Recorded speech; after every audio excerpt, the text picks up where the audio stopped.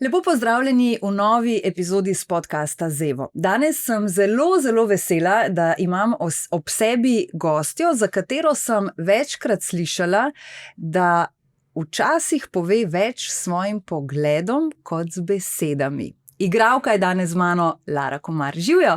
Živjo, Eva, lepo pozdravljeni, hvala za povabilo. To se pravi, da po tem uvodu bom jaz kar tih, pa sem gledala. Ne, ampak slišala sem pa že kar nekaj komentarjev, da tvoje oči povedo marsikaj, morda tudi kdaj takrat, kadar kaj ne želiš povedati. Ja, zanimivo.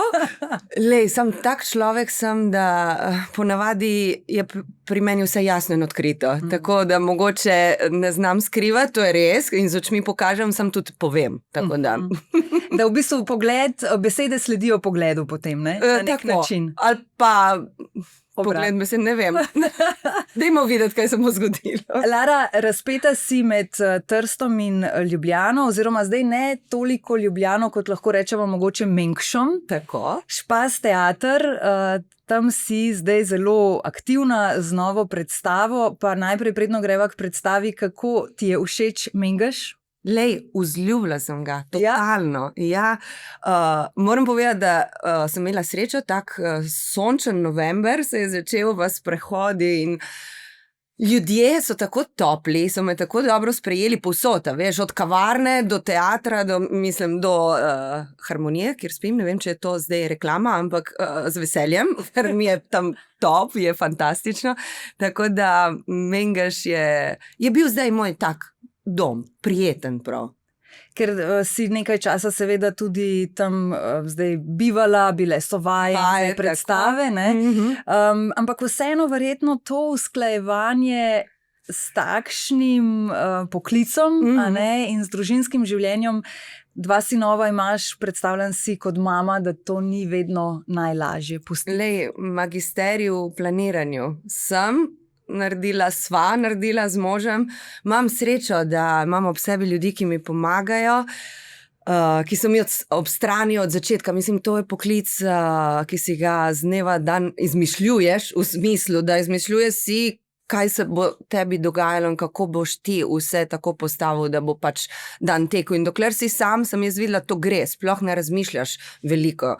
Potem pa, ko otroci pridejo, jaz imam 2 fanta, sem hotela reči otroka, fantka, pa sta že fanta, 10 pa 12 let. In seveda, ko imaš družino, drugače razmišljaš in drugače moraš planirati, ni kaj. Imam pa tudi dobro taščo, sem srečna, da jo imam. In imamo, in seveda, mislim, nonoti pomagajo, kot rečemo mi nonoti, ne. Pomagajo in moj mož je fantastičen, on ima tako službo. Zbral si je, da bo imel tako službo, da si jo lahko sam planira, pa sam tako postavi, da lahko ima čim več časa za življenje. To me je on naučil, da čas je najbolj dragocena stvar, ki jo imamo, je ne kontroliramo in zato je najbolj važno, da si znaš čas vzeti in si ga tako organizirati, da lahko živiš. Ker drugače samo eno tekanje. In norenje, ne? Tako, ja. Je tudi on vpet v igralske vode?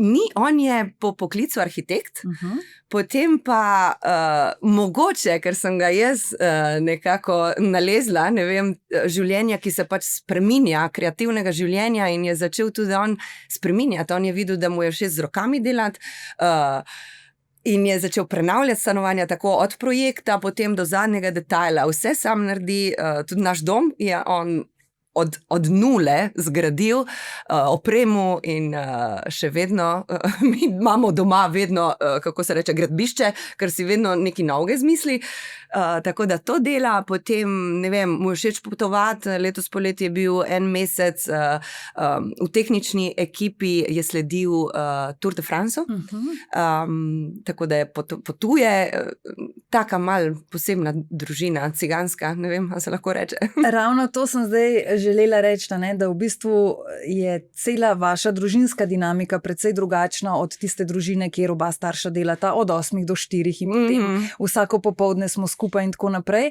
In verjetno je, tako kot si sama rekla, sicer veliko organizacije, hkrati pa tudi se mi zdi, da način vzgoje v takšni družini precej drugačen. Predstavljam si, da ko sta bila recimo otroka manjša, niti nisi imela priložnosti, da bi razvila nek tak odnos z njima, v smislu, da bi zdaj otroka vsakič, ko ti nekam greš, jokala in ne bila navajena, da morata biti kje drugje in tako naprej, ker je verjetno že od majhnega to pač tako bilo pri vas, ne? Lej, zgodilo se je, da ko se je Joakim, ta je mlajši, rodil 2015, so me povabili v italijanski ansambel v stalnem gledališču Rossetti v Trstu. In italijansko gledališče je drugače zorganizirano. V smislu, ti pripraviš predstavo in potem potujoče gledališče, potuješ po celi Italiji in to je veliko in to pomeni, da si mesece in mesece daleč od doma.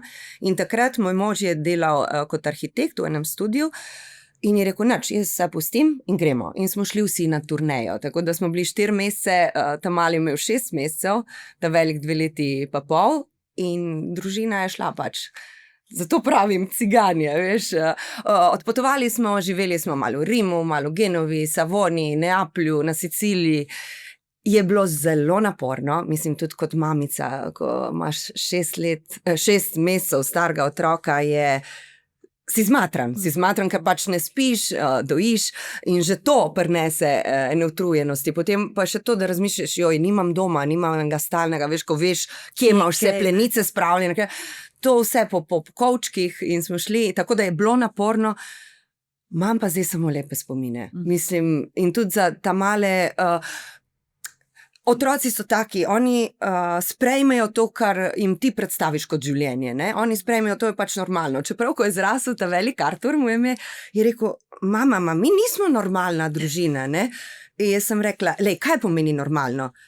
Ne vem, normalno je to, kar ima Marko, je rekel. Aha, razloža, veš, tako sva se pogovarjala, ful se pogovarjamo in to meni je super, sem prav srečna za to. In pa je rekel, mama, je lepo, da nismo normalni. Sem rekla, okej, če si ti srečen, pa smo mi srečni. Potem to gre, ne? Ja, absolutno. Ampak verjetno pa tudi zaradi tega, ker je drugačen način življenja, potem pa še tudi kdaj se samo umiriti in samo biti, ne? Lej, naučila sem se prav z otroki sem se naučila, da si moraš vzeti čas, ko je sam mir. Čas enega niča, pravim jaz. Ko si lahko doma in uživaš v tem, da pač si v družbi svojih, ne. In to sem se naučila, ker ko sem bila sama, povabili so me, jaz sem svobodnjakinja, ne. In zato, ko sem bila skoraj 10 let v Slovenskem gledališču, sem pošla na svobodo in ko si na svobodi, ko te povabijo, greš, ker imaš vedno občutek, da ne smeš zamuditi, ne. Ker kaj pa, če te ne pokličejo več, tako. Pa sem se naučila, da ni vedno tako, da je tudi prav, da se ti naučiš iz normalnega, vsakdanjega življenja črpati tudi za svoje delo, ne samo za svoj mir in za svoje zdravje, ne. En tak super mentor, ki sem ga imela, ko sem študirala v Angliji, v Londonu, na akademiji, je vedno rekel, vi morate živeti, koliko ste stari. Jaz sem bila že 25 takrat, pa jih je bilo ful takih mladih, ne, 19 let, je rekel, ne, vi pejte živeti prej, ne še na akademijo, ne še delati. Vi morate kot igralci imeti en kovček z izkušnjo, ki je taka na terenu, vi morate črpati zgodbe, če ne boš doživel ene nesrečne ljubezni ali pa katastrofe v tem smislu, ne boš znal na oder prinesti to, kar si takrat doživel. In to me je veliko naučilo me je, ja. Pravi, je nekaj tudi na tem, ni vse samo da vas naučijo, kako odigrati. Je verjetno tudi malo potrebne te neke lastne izkušnje, da jo potem znaš mogoče bolje dati v lik? Lej, jaz pravim, da je poklic igralca, to je obrt.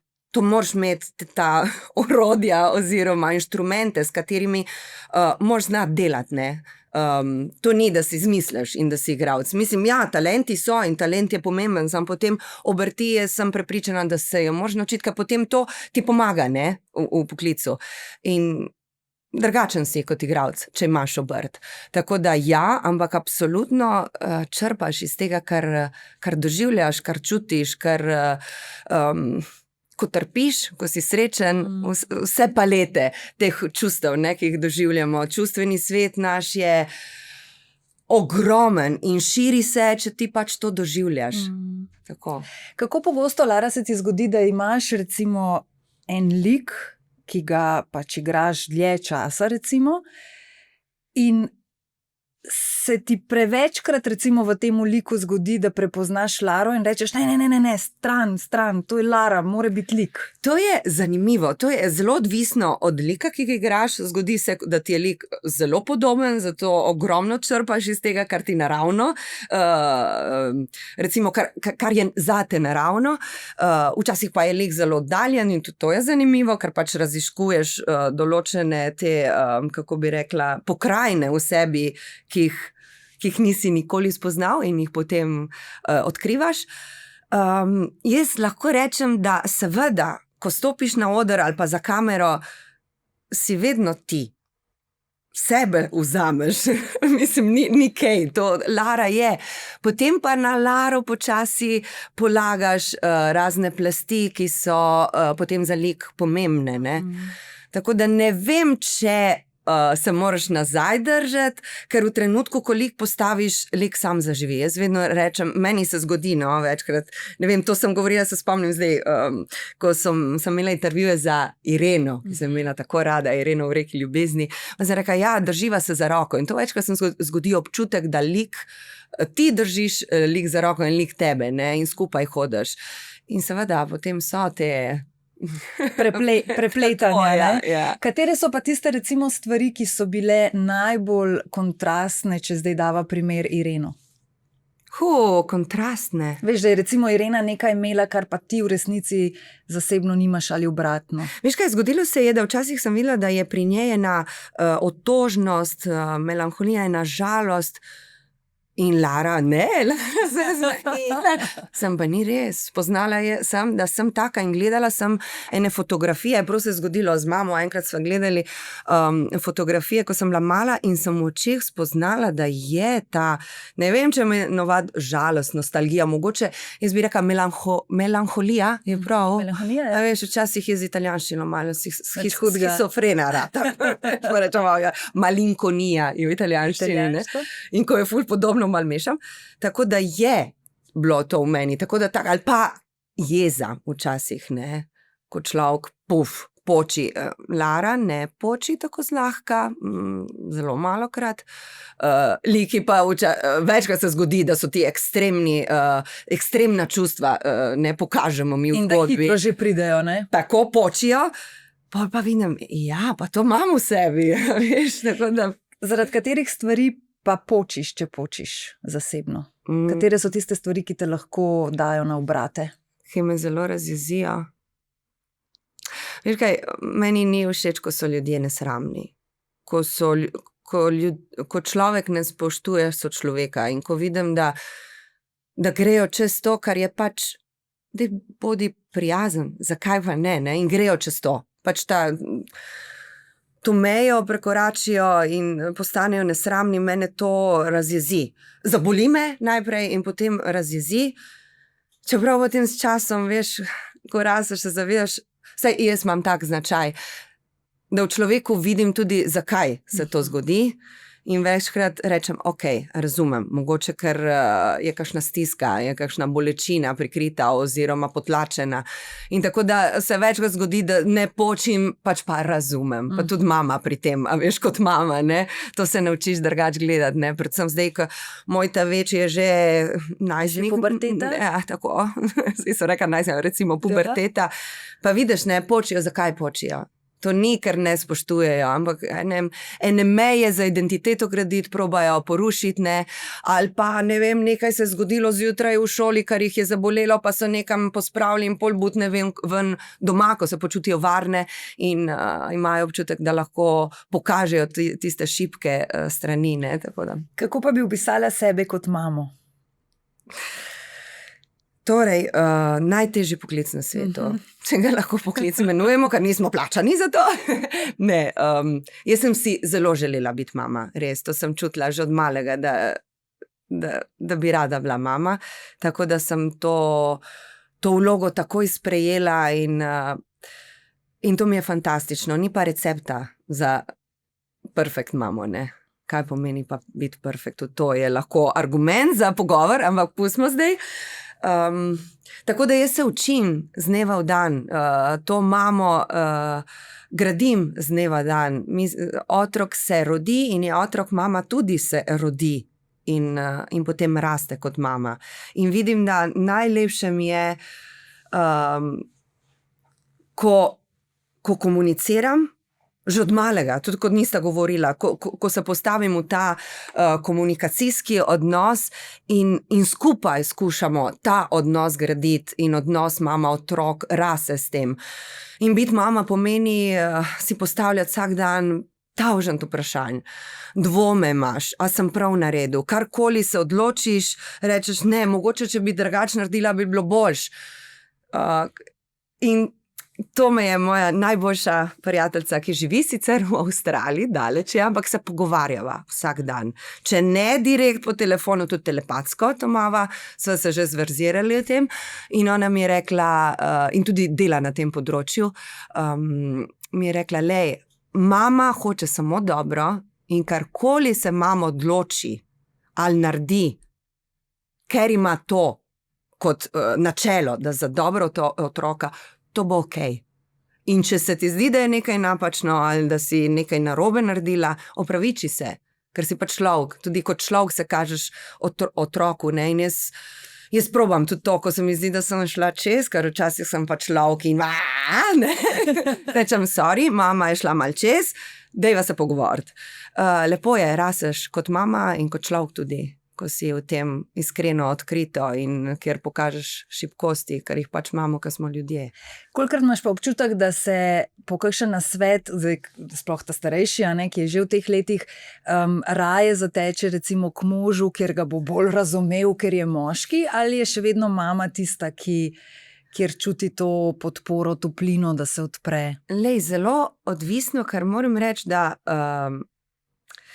jaz pa, moj mož, peljeva eno tako odnos z otroki, ki ni striktno vloga očeta, vloga mame. Ful se prepletava v tem vsakdanjih stvarih, tudi v gospodinskem, če govorim, ne svetu, ampak tudi v vzgoji z otroki. Tako da zelo odvisno, veš, da ne bi, meni je zelo fajn, ko pride do mene pa se zateče k meni, pa mi je zelo fajn tudi, ko vidim, da gre v očetu. Ja, ker imam občutek, da najbolj pomembno je, da se počutijo varni, ne, ko so doma otroci in da v tem, lej, sej ni vedno lahko. To moram povedati, ker zgleda vse, rožce, njej gre vse, a veš, ker večkrat reče, ti si vedno nasmeja. Ti gre super. Ja, ni res, mislim, mi gre super, ker pač z nasmehom tudi te propade ali pa grozne trenutke sprejmem. Je pa včasih tudi težko in to, kar pa sem hvaležna, je, da dobim vedno ramo, na katero se lahko položim in to je lahko mož, lahko je prijatelj, najboljši prijatelj, najboljša prijateljica, starši. Tako da jaz mislim, da so odnosi v življenju najpomembnejši pri tem, ne. In verjetno tudi, da si znamo dopuščati malo te svobode, ki jo vendarle potrebujemo. Zdaj, ko te poslušam in ko opisuješ vašo družinsko dinamiko, verjetno bi težko bila poročena z nekom, ki ne bi razumel tega, da oba potrebujeta neko svobodo, ker zdaj tudi, če on za nek, ne vem, kot si prej rekla, en mesec nekam odpotuje, si pa ti tista, ki moraš potem vse stvari prilagoditi in se zorganizirati. Absolutno. In verjetno v marsikakšnem zakonu pa so te stvari nedobrodošle ali pa jih ne more sprejeti. Razumem, ja, vem, vidim in jaz vedno pravim od začetka, ko sva skupaj, ful let sva skupaj, štejem 20 skoraj, on je moj sopotnik in ko si sopotnik, hodiš skupaj, se držiš za roko, ampak čeprav gledaš v isto smer, podpiraš to, kar drug dela. Ne? Sopotnik ni tak, ki bo rekel, ne, ti bo ne bo šel zdaj. Ne morem si predstavljati, da bi to bilo. Imela sem vezi, mislim, predvsem eno dolgo, preden sem spoznala zdaj Davida, bom povedala, kako mu je ime. Se verjetno. Da ne bo vas, ko zgovorile mož, on, David. Oziroma Davide, ker pač on je s Palmanove doma. Tako vezo, kjer pač Mlajša so bila, seveda, tudi drugače je. Ni razumel te moje želje te moje radovednosti, želje po odkrivanju, to, da sem jaz pač taka, da objamem ljudi, ko jih vidim. Ni razumel, me je imel zelo rad. Sem pa dokaj malo razumela, da ne bo šlo, ker pač to ovira tisti moj nukleus, tisti mojo bit, kako se temu reče, ki je pač tak, objemam življenje, pa radovedno, pa jaz grem. Moj mož pa to razume. Od nekdaj sem zelo radovedna in tudi napis, ki je za tabo in mi je zdaj tako všeč, ker si sama to radovednost omenila. Dejansko ta radovednost ne temelji samo na tem, da te zanima, kaj je za sosednjim ovinkom, ampak radovedna na splošno. Zdi se mi, da v življenju te lahko navduši tudi samo, ne vem, skodelica dobre kave. Absolutno. In takšne manjše stvari. In si radovedna, kaj še bo prineslo jutri, bolj v tem smislu. Ja, v tem smislu in videla sem, da tudi delujem, če hranim to svojo radovednost. Naprimer, če vzamem svoj poklic, jaz sem začela kot igralka v ansamblu, super je bilo, ker za začetek sem ogromno kilometrine naredila, pa sem videla, da delujem in moja kreativa deluje, ustvarjam, če se stvari spreminjajo, če spoznavam nove ljudi, nove atmosfere, neznane večkrat, jaz sem tudi na tem področju malo, kako bi rekla, reiki sem doštudirala, jogo sem, inštruktorica joge, pilatesa, pa obrazne joge, tako malo raziskujem, radovedna pač. In najdeš čas še za vse to? Se najde.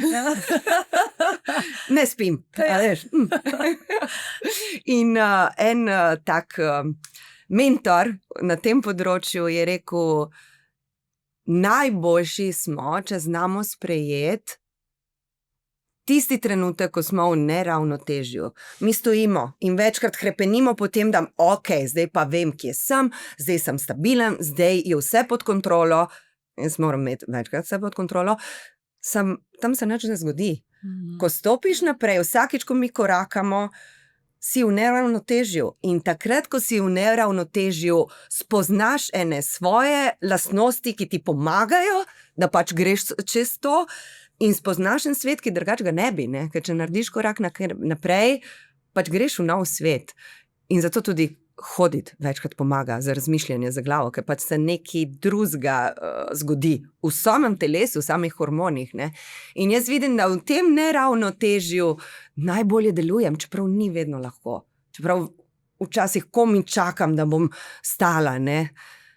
Včasih se sprašujem, kaj pa, če bi šla jaz od 8 do 16. To službo, se zgodi, ker ni vedno lahko sprejeti to, da ne veš, kaj bo. Vidim pa, da takrat se zgodijo najlepše stvari, takrat se rodijo stvari, ki jih ne bi pričakoval. Kako je lahko recimo včasih že samo dejstvo, da greš sam nekam na kavo, prej si omenila recimo kavarno. Ko greš sam na kavo, marsikdo tega ne zmore in reče, kaj bom pol zdaj tam sam sedel in sam s sabo, ampak takrat se zgodijo čarovnije, takrat mogoče nekoga ali ogovoriš, ali nekdo tebe, ali pa samo opazuješ. Ravno to, ali pa samo opazuješ. Moramo dati telefon in to sebi govorim, zdaj imam še mislim, te je mlada doma, telefoni, tako da kot mama tudi se s tem ukvarjam, ampak sebi rečem, daj telefon stran, ker drugače veš, takoj se počutiš manj izpostavljenega, ker telefon pa gledaš v telefon. Ja. Če pa ga daš stran, najprej se zavedaš, kako težko smo v tem sami, niču, kaj bojo mislili, ta sam kaj najprej ta trenutek, potem pa začneš, opazovati, pa vidiš nekaj zanimivega. A se zgodi, jaz sem taka tudi, se ni videti klepetava? Ne. Zato sem rekla, ogovoriš nekoga. Pa mi je všeč, ker meni z ljudmi, pa zdaj sem peljala s taksijem, to je bilo. Sta imela cele debate, Tako, ja, pomembno je, da si vzameš čas v samoti, ko pač sprejmeš tudi to, da ni nujno, da nekaj delaš, ne? In za mene to ni lahko. Ravno to sem zdaj hotela te vprašati, govoriš o reikiju, o jogi, o obrazni jogi, vse to je nujno pogojeno z mirnostjo, tudi s tišino, če želiš in tako. Kako pa ta del sebe potem izklopiš? A ne verjameš, ne? Za reiki še, ker ta energičnost vem, da ti pri tem zdravljenju lahko prav pride, ampak ja, pri jogi se lahko miriš. Lej, ja, a probava zdaj? Bova najprej ne, absolutno, to mi zelo pomaga, najprej prav, da pomirim ta svoj ogenj, ne? In potem vidim, da ko so trenutki, kjer je preveč tega ognja, ko začutim, da ga je preveč, imam zdaj inštrument oziroma orodje, da si pomagam, da lahko en mir dobim, ker pač v miru se lahko še druge stvari zgodijo, ne. Je pa bila na začetku zame meditacija kar težka pot. Ni šlo kar tako. In meni je pomagalo začeti s hojo. Kako se temu reče meditacija? Hoja meditacija, ne vem, če obstaja en izraz. Vedno ta italijanščina, veš. In to mi je pomagalo, ker se mi je zdelo, Hoja v smislu doma ali prav zunaj? Kjerkoli seveda v naravi, narava nam pomaga, ne? Tako da to je dobrodošlo, če lahko si zunaj nekje po drevesi, to je najboljše, ne. Ampak tudi doma, da hodiš in začneš in probaš umiriti dih in dihaš in potem korake z dihanjem, tako da dobiš tak ritem, ki je tuj na začetku, ker je pač zelo počasen, potem pa se zavedaš, da je mogoče ta tvoj pravi ritem. In ta hoja je meni pomagala, da sem prišla potem v to končno verzijo, ko pač sam sediš ali sam stojiš ali sam ležiš, ne. Da lahko odmeditiraš, ne. Se konec koncev, ne, velikokrat se mi zdi, da pozabimo tudi na to, ravno zdaj, ko je jesen in zima se približuje, ne. Narava bo zdaj šla spat, šla bo počivat, živali bojo šle počivat, mi pa kar isti tempo naprej, a ne. In pozabljamo na to, da je morda zdaj prej tema, ni... In da smo del narave. Tako, ne, mi pa vsi v bistvu se bolj kot ne pritožujemo nad tem, da zdaj pa že ob 4 tema ali pa ob 5 tema, ne, ampak... Ta je moj najljubši čas v letu, meni je ta, mogoče veš to nostalgija, pa ta neka žalost, ne vem, ki lebdi nekje, meni je to zelo všeč, mogoče, ker mi tudi pomaga, da se nekako umirim. Ja, in sem z mojim Arturjem govorila pred par dnevi in sem mu prav rekla, zdaj je ta čas, ko rabimo dlje spat, mi smo del narave, mi smo kot živali. Mislim, če ni sonca, imaš manj energije, ne, tako da sta se pogovarjala, da če je zaspan in utrujen, to ni nič narobe, ne, ker to smo v taki družbi, kjer je narobe, če si mal, a veš, moraš biti vedno nekje poln energije, pa ne, tako da tudi o tem se pogovarjam z njima, ker tudi meni to pomaga, da tako zadiham, ne, in potem tudi večkrat rečem, mi smo na zahodu, pa meditacija, ne, na zahodu mogoče lahko dobimo 100 načinov meditacije, ker mi pač sedeti, ne, poza, ne, lotus, da smo tam, nam je to tuje, ali pa se nam zdi to neka poza, neka moda, mi meditiramo tudi, če kuhamo, da nekaj dobrega skuhaš, čas rabiš in v tem času drugače dihaš, se drugače posvetiš stvarem, to je meditacija. Ali pa ne vem, da se usedeš pa karte igraš in da si v eni družbi in se posvetiš eni igri in sočloveku, to je meditacija, tako da dobiš take trenutke, ko pač spremeniš svoj interni tempo, ritem, ki ti ga večkrat narekuje to, kar je treba biti ali je treba narediti, tako da mi je fajn tudi v teh drugačnih situacijah dobiti nekaj, kar pomaga, da dobiš en svoj center, ne. Pa da se mogoče spet majčkeno najdeš, kjer se v tempu lahko hitro izgubimo, ne. Kakšni so pa tvoji najbolj zabavni večeri, recimo, če imaš priložnost, da bi se pozabavala, bi to izgledalo tako, da gresta z možem, z Davidom, nekam sama, bi to izgledalo, da povabita prijatelje k sebi domov in se veliko je in smeji in poje? Lej, zelo odvisno od obdobja. So obdobja, ko rabim, mama gre brat, veš, pa se zaprem sobo in to mi je wow, žur, cel žur. V tem obdobju imam najraje to, da se družim, družina seveda najprej, in z najbližjimi prijatelji in da se usedemo za mizo, prižgemo svečke, nekaj dobrega skuhamo, se malo pokramljamo, mogoče pa kakšne kokice, kakšen film. Se mi zdi, da je mogoče ta čas v letu, ne, ko je fajn biti doma v taki topli družbi.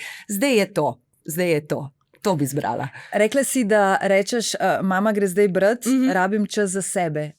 To na nek način je tudi postavljanje meja. In občutek imam, da s tem pa nisi imela težave. Lej, na začetku ja, ker kaj se zgodi? Jaz sem veliko delala na tem, občutek krivde kot mama, ker pač nisem vsak večer doma. Zgodi se, da sem, ne vem, en teden mame ni in v meni rase ta občutek krivde, ne, je rasel. In ko sem prišla domov, sem dala ne 120% tega, kar bi lahko v tistem trenutku. Sam to pomeni, da ne zdržiš. Si v bistvu sebe žrtvovala na nek način. Ja, in tudi ni več take kvalitete, če greš ti v to na tak način. In sem se zavedala, da, in moram reči hvala Davidu, on je rekel, lej, nič ne manjka. Otroka sta srečna, sploh nimata občutka, da mame ni, a veš, ker ti, ko si z njimi, pač si, ne, in to je kvaliteten čas. In tako da počasi sem delala na tem, da sem sprala stran ta občutek krivde in da sem začela tudi, da ko sem doma in se zgodi, da vidim, da nimam čiste energije, da bi dala drugim čisto energijo, lepo, da rečem ne, zdaj pa rabim čas zase, da se spucam, da se spet napolnim z enim žarom, z eno lučjo, ki bo boljša za druge, in mislim, da je tudi za otroke fajn, ker mogoče to jaz nisem imela, oziroma mi nismo imeli, ker nasploh, tako kot so nas ne doma, v šoli in pa nasploh nas učili, moraš biti vedno na razpolago, ne, pa vedno tipi-topi, ne. In je fajn, da jaz sem prepričana, da Artur in Joakim vesta, da je fajn postavljati ene meje in da če človek rabi samo momentek zase, si ga lahko vzame in to nobenemu ne narediš, nobene krivice, ne. In boljši človek, ne, če sam znaš poskrbeti najprej zase. Koliko tega misliš, da bi lahko že v šolah bilo? Je kaj v Italiji to drugače kot? Lej, to pri nas žal je še vedno odvisno od posameznika, kako je vsak učitelj oziroma profesor, kako on dojame svoj poklic, svojo misijo, ker to po mojem je najbolj dragocen poklic, ki ga imamo, to, da vzgajamo male človečke, male ljudi, ker pač ustvarjamo novi svet na ta način, ne. Tako da je zelo odvisno še vedno ne od sistema, ker je pač tako, kot je bil pred ne vem koliko leti, ampak od posameznika. In seveda tukaj moraš računati na srečo, na koga boš doletel. Moram reči, da moja dva sta kar do zdaj imela srečo in tudi ne, ker je tudi fajn, da dobiš nekoga, ki mogoče pa ti da drugo, ne vem, trde trenutke pa težke trenutke, ker je pač ta profesor pač strog ali pa ne razume ali pa je tebe zbral, da se bo nate pospravil, kako se reče? Se bo nate spravil, hvala. Mislim, tudi to je življenje, ne? Da se naučiš različnih trenutkov, situacij in da znaš tudi iz tega. Priložnost za učenje konec koncev, ne? Lara, zelo vem, da obožuješ naravo, vem, da si zelo, če temu lahko rečeva, naravno naravnana, kar se tiče od ličil do takšnih stvari. Slišala sem in prebrala tudi komentar sicer na spletu, pa vendarle lep, zato ti ga bom delila. Ona je naravno lepa. Kako lepo, hvala. Kdorkoli je to napisal. To se mi zdi, da je v današnjih časih, ko so morda lepi komentarji redkost, še toliko bolj morda res dragoceno tako.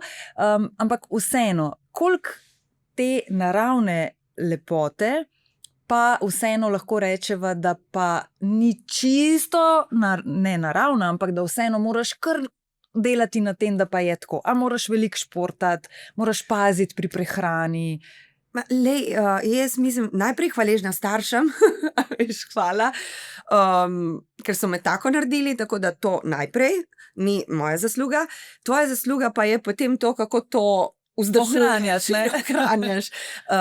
Jaz sem, in tu spet hvala staršem, od malega navajena zdravo živeti, pa zdravo jesti, pa šport zraven mora biti, narava mora biti, ker pač zrak, kisik pomaga. Tako da že sem bila tako postavljena, recimo, ne, na začetku. Potem pa sem videla, da se jaz počutim boljše, če zdravo živim, pa naravno živim. Zgodijo se tudi obdobja, ko si mogoče mlajši v življenju, ko malo divjaš, ne, ko grejo leta naprej, ne zdržiš. Mislim, jaz vidim pri počutju prav, da se boljš počutim, da drugače dela telo, hormoni, pa vse skupaj. In potem, ne vem, naprimer, mene me nadušila ta obrazna joga najprej, ker je to trend, ker seveda smo ženske in seveda smo postavljene pred tem pritiskom, da se staramo. Moram reči, da nimam še velikih težav s tem, ampak se sprašujem, ne? Ker itak se spreminjaš. Ravno to sem te želela vseeno prekiniti, da ne pozabim. Si imela že kdaj ta, bom rekla, občutek, da si sama sebe majčkeno se ustrašila v smislu, prihajam tudi jaz v neka leta. Veš, ustrašila sem se, strašim se, ko vidim, da moje telo rabi več časa za regeneracijo, oziroma tudi, ko športaš, da prideš do določene kondicije, čas se malo tako raztegne, ne? Mislim, sej to ni strah, to pa si sam veš, da je pač to tako, ne? Ni še prišel trenutek, da bi se pogledala v ogledalo in bi rekla, ojoj, to nisem jaz. Je pa prišel trenutek, ko sem rekla, mogoče pa lahko se nečesa novega zmislim, in to je bila obrazna joga, ne, ki sem jo prej omenila, ker je pač trend, mislim, gube, pa to, mlad videz, ne. Pa ko sem šla to študirati, sem videla, da je to zanimivo, ker je to za počutje tudi dobro. Ne vem, tukaj imamo ogromno enih limfnih točk, prosti, vedno prevajam, ker to v italijanščini delam, ne. Limfnih točk pa refleksologije, tako da ne vem, zjutraj, ko se zgodi, da malo obrazne joge, malo potelovadim, telo se zbudi, drugače se počutim. In tako da vedno, seveda je videz pomembno, tudi ne bom skrivala, pri mojem poklicu je tako, ne, ampak vidim, da se dobro počutiš in to gre skupaj, ne? Ko se ti dobro počutiš, bolj zgledaš. Tako da po mojem bi morali vsi spremeniti pogled, pa začeti, kdaj se ti bolj počutiš, ne kdaj bolj zgledaš. Kdaj se bolj počutiš in na to potem ciljati in na tem delati, ker potem se spremeni vse. Ker pride tudi ostalo potem, ne? Jaz sem prepričana, tako da mogoče vse skupaj bi morali izbrisati to, kar se okoli dogaja, kar ni lepo, kar je težko, kar itak, čeprav se ti dobro počutiš sam s sabo, kar jaz lahko zase rečem, pride do tebe, da včasih rečem, mogoče pa bi mogel še to, mogoče pa to ni v redu, mogoče pa to ni v redu, a veš, pride do tebe, tudi če ti je fajn. Koliko si kot igralka bila kdaj že, bom rekla, pred dilemo, v smislu, videz je na nek način pomemben, koliko si imela občutek, da te je to lahko vodilo k neki vlogi ali pa da te ni do tja pripeljalo. Veš, kaj sem, koliko je te obremenjenosti glede? Obremenjenosti jaz bi rekla ne, vsaj jaz nisem tega tako doživljala. Vedno sem vedela, da če dobro zgledaš, seveda to pomaga v življenju, ne bomo skrivali, ne, normalno. Je pa tudi zelo odvisno, kaj pomeni dobro izgledati. Ja. Ker tudi tu bi se jaz borila proti tem, kar je zdaj. Ok, razumemo. Jaz sem pa začela ta poklic predvsem, ker sem se učila obrti, sem se učila igre in to mi je bilo najtežje in to mi je bil izziv, kako, ne vem, priti do vloge, kako se bom to naučila dobro povedati, oziroma kako bom lik spoznala, kako bom lik zgradila. Tako da jaz sem bila zelo sem se ukvarjala s tem, ne pa z videzom. Tako da jaz sem tako začela in mislim, ker sem tako začela in sem imela tudi take mentorje in tak začetek bolj gledališki, da mi je bilo mogoče prihranjeno tisti del, kako moraš gledati. Čeprav sem začela, ko sem bila na univerzi, jaz sem sicer magistrirala marketing, sem študirala in sem magistrirala na univerzi. Piflarka sem bila, tako da sem se jaz vedno bolj ukvarjala s tem, kot s drugimi stvarmi. In sem zgubila sem se, nekje sem začela, ne vem. Vse je ok. Vse je v redu, ja. Vse je v redu. Ne, v glavnem to sva govorili, ne, v smislu, koliko je pri vašem igralskem poklicu pač ta videz dejansko pomemben, pa spet mogoče bom dala tukaj razliko moški-ženska, da se mogoče nasplošno že klišejsko vedno potem tukaj s kakšno gostjo damo primerjavo, moški siv je šarmanten, medtem ko ženske se barvamo, da nimamo sivih las in tako, ampak verjetno to paše majčkeno tudi zraven k poklicu. Absolutno, sej. Jaz pa mislim, pa je odvisno, da je zelo odvisno, koliko ti daš. Poudarka? Ja, ali pomembnosti tudi določeni stvari, ne. Čeprav mislim, da zadnje čase moški z ženske, tudi pri moških vidim, da se kar tudi obremenjujejo s tem, vidim. Fajn bi bilo pa, da se ne bi obremenjevali ne moški, ne ženske, ne da bi moški prišli na žensko stran. Ne. Lej, sej, ko raseš, moraš pustiti za sabo določene stvari in pustiti za sabo določene stvari ni vedno lahko. In ko se govori na tem predelu srca, glave ali pa telesa, ni lahko, ampak jaz mislim, da je to pač del odraščanja, življenja in sprejeti moramo in se naučiti s tem živeti in vedeti, da je to bogastvo, ne, in da lahko s tem rasemo z občutkom, da je to del naše zgodbe in pač jaz sem taka, pa to gubico imam, ker ta gubica pomeni, da sem se ful smejala v življenju. Ali pa jokala, tudi to je del Lare. Ne. Koliko pa Lara zjutraj porabi v kopalnici, da se uredi? Jaz imam budilko 6:30, spečem jajčka, ali pa smuti pripravim, malce pripravim, pojemo skupaj, ker večkrat je zajtrk, trenutek, ko smo vsi skupaj doma, ker včasih zvečer mene ni, tako da si vzamemo čas za zajtrk, potem Lara da eno majico ali pa karkoli gor, vzame ključ od avta, vzame torbe, otroka še verjetno, da? Mal povleče sabo. Evo, to je moj jutranji ritual. Aha, in potem mogoče prideš do kopalnice. Potem pridem do kopalnice.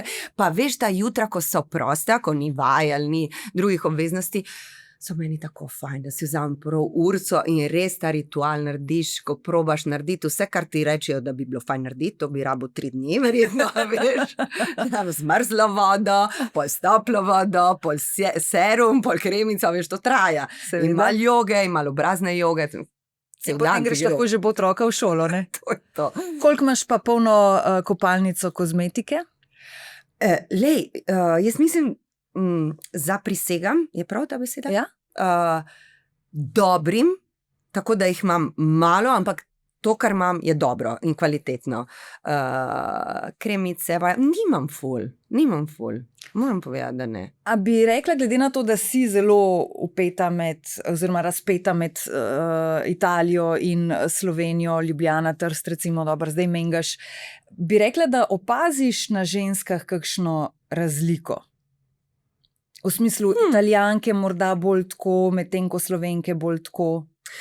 Ne vem, jaz to, kar občutim v atmosferi. Atmosfera se spremeni. Ljudje smo taki in drugačni povsod po svetu. A veš, mogoče, ko sem živela v Rimu ali pa v Neaplju, ja, so razlike, ki že drugače gledamo. Drugače pa jaz mislim, da je to bolj v atmosferi, čeprav zdaj svet si postaja vedno bolj podoben, veš, kaj mislim, ta globalizacija v tem smislu, žal vsi malo v isto smer, ne? Ja, pa zbriše malo te posebnosti, ki razlikujejo, vsako pokrajino. Se pa najdejo razlike, ki naredijo barvit svet.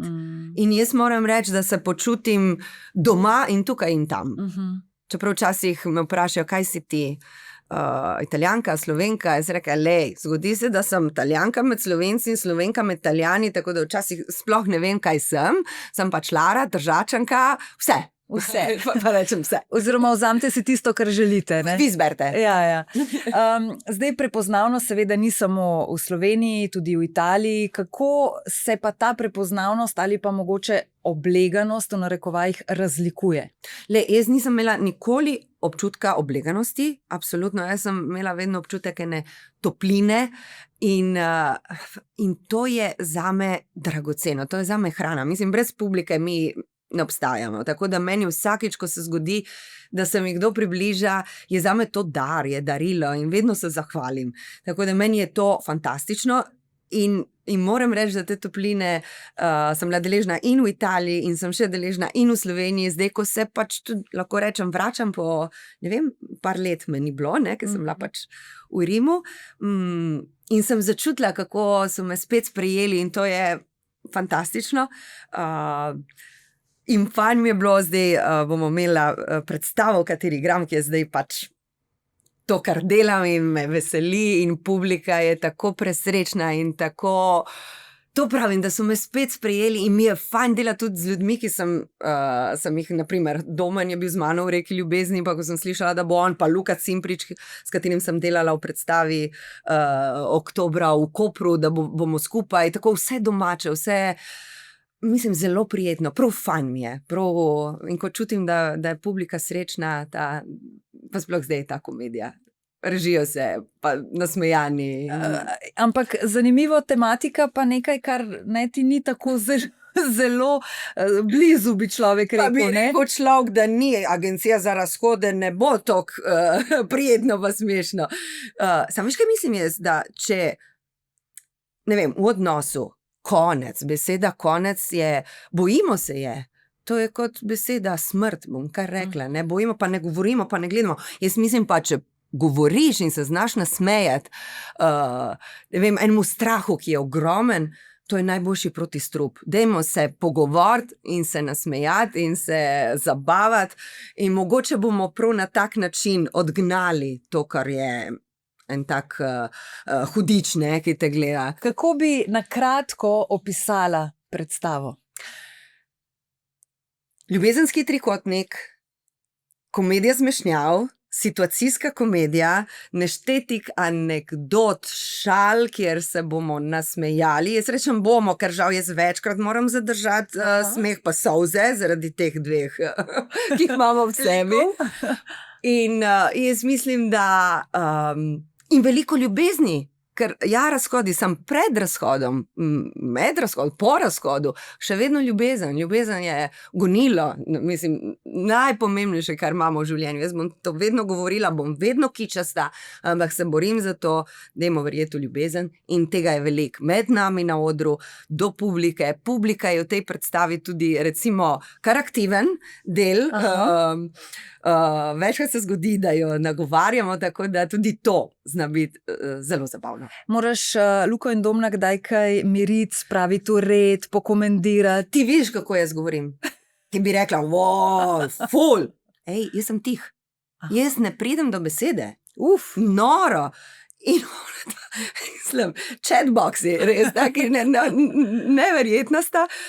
Luka ima take anekdote, take zgodbice, saj pravim, najtežje za to vlogo je bilo zadržati solze na vajah in zdaj še naprej na solze smeha, normalno. Ne pridem do besede. Imaš kakšen ritual, ki ga narediš vedno, preden stopiš na oder? Banano pojem za energijo, naprimer. En parfum, eno dišav imam za vsak lik, ki ga... Za vsak lik posebej? Ja, ker je veliko predstav za mano, ni cel večkrat, ker so to parfumi kar dragi, tako včasih imam te testerčke, ne? Zdaj imam en tak testerček, ki se imenuje, se imam cel parfum. Kaj, Lara, jaz sem zelo nora tudi na parfume, tako da jaz predlagam, da midve narediva enkrat eno kavo, prineseva vse te parfume in potem izmenjava to, kar nama več ne diši. Zmenjeno, jaz z dišavami, to mava midve, tle materijala. Pa v Trst pridi, ena odlična trgovina takih sličnih. Ampak potem dejansko daš tudi na to, da ti von lahko pričara spomin. In v tem primeru se verjetno laže potem v eno vlogo mečkam spraviš? Lej, jaz vedno pravim, samo gledamo zdaj zadnje čase, dejmo z drugimi čuti se tudi ukvarjati. In jaz vidim na pri meni vonj, mogoče, ker imam tak mali nosek, mi zelo pomaga. Da imam pa očetov, zelo ponosna sem na svoj nosek. Ali pa da poslušaš eno glasbo, naprimer tudi to pomaga, da prideš v eno atmosfero, v eno stanje. Ne?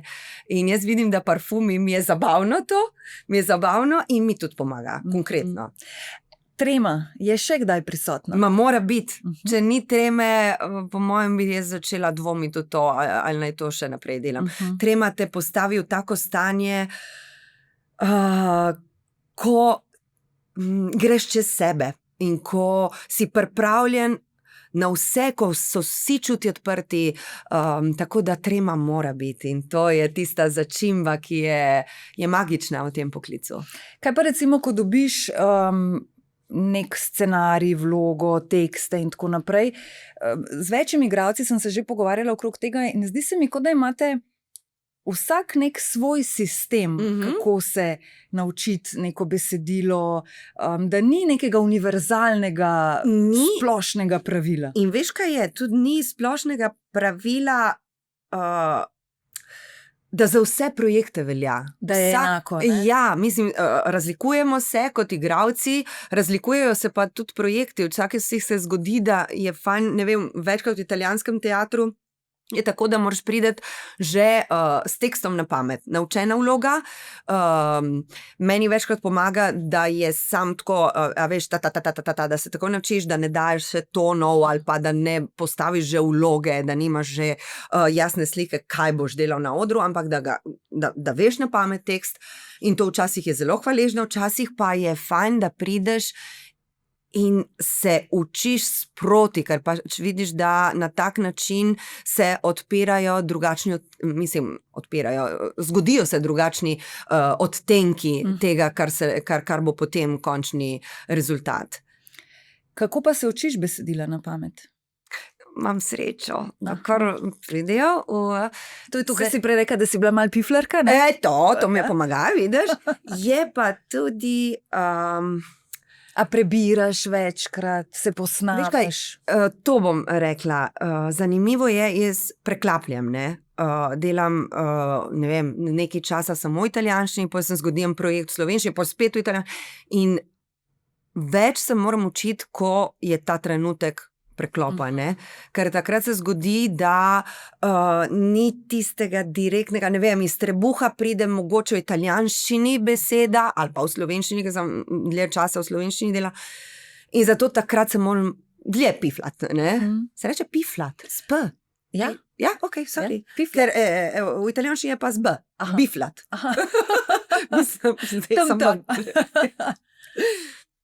Tako, a veš, tako da takrat se mi zgodi, da moram se tekst učiti in ponavljati in na glas. Ogromno kolegov ima to, da si posname tekst in ga potem poslušajo. Meni to ne pomaga. Ne, mi ne pomaga, jaz se zgubim, začnem drugo razmišljati ali pa dobim določene tone, ki sem jih mogoče imela, ko sem prebrala, pa se mi zasidrajo in mi ni fajn. Imam mogoče bolj ta vizualni spomin. Drugač pa zelo odvisno. Ampak, ko recimo pride trenutek, ko se moraš naučiti, pa da je to neka večja količina besedila, se to najraje učiš doma ali hodiš, kam se dejansko prav učiti? Važno je, da dobim svoj mir, lahko kjerkoli. Seveda vem, da posle moja, kjer se usedem, se zaprem v sobo, vem, da je tam mir, če pa se zgodi, da sem nekje drugje, kaj večkrat se zgodi. Ne vem, zadnjič sem študirala en tekst, ko sem gledala tekmo Tamalga, ki je igral nogometa, veš, tudi to se zgodi. Pa sem se že naučila, mislim, z izkušnjo, sem se naučila tako, da znam narediti ten vakuum, bulico ustvarim. Ampak idealen scenarij je pa postelja in na postelji besedilo. Tako. Ne za mizo v kuhinji. Ne. Če zaprem oči, pa kje bi se zdaj učila? Postelja, sedim na postelji pa se učim. Ja. Če bi danes lahko dala eno lepo misel 20-letni Lari, kaj bi si sporočila? Vse bo v redu. In mi gre že, emotivna sem. Tako da sem videla Laro, ki je stara 20 let. Kaj je takrat dejala Lara čez? In zakaj bi mogla reči, da bo vse v redu? Lara je vedno bila in še vedno je človek dvomov. Dvomov v smislu, a prav delam, a sem se dovolj potrudila. Tako da vedno se sprašujem in večkrat se to zgodi, da ta vprašanja ti zmajajo tla pod nogami. Tako da bi rekla, vse v redu, kar korakaj naprej in bi se vračala mogoče z daljšo razlago tega, kaj pomeni biti, ko si v neravnotežju. V redu so dvomi, ampak verjemi pa imej eno tako podlago, da je vse v redu. To mi je nona govorila takrat, tako da si zdaj jaz kot starejša Lara zaslušno rečem, vse bo v redu. Da to nadaljuješ naprej. Tako. Lara, najlepša hvala za obisk, za iskren pogovor. Čim več odličnih predstav z veliko smeha in dobro publiko ti želim in seveda še enkrat povabiva v Špas teater oziroma naj si pogledajo, kje je predstavo mogoče videti. Absolutno, povsod pridemo, povsod. Pridite, ker nam bo lepo. In Eva, hvala, res mi je bilo fajn. Koliko sva se pogovarjali? Približno 1 uro. 5 minut. Najlepša hvala, res.